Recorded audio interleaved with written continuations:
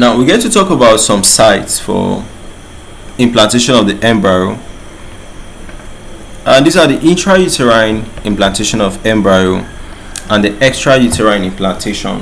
When you say intrauterine, you see that it's actually inside the uterus, like within the environment of the uterus, right?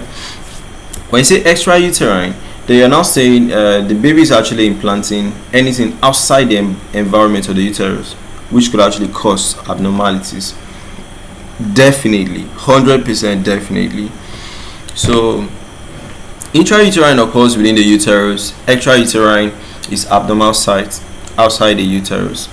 So intrauterine now, they are typical, they are actually the ideal, okay, locations where the baby should implant.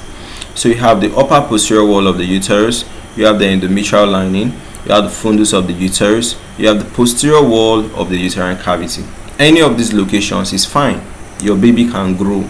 Okay, so when you say something is extrauterine, this you can actually pause this image and look at the various listed, okay, locations on this side for ectopic pregnancy.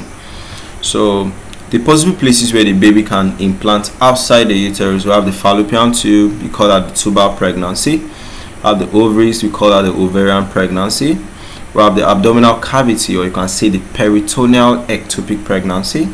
It can be in the cervix, we call that the cervical pregnancies.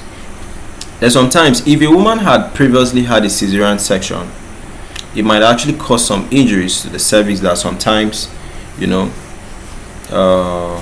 not cervix, uterus, right, or the abdomen, any place, right, where the baby could possibly implant.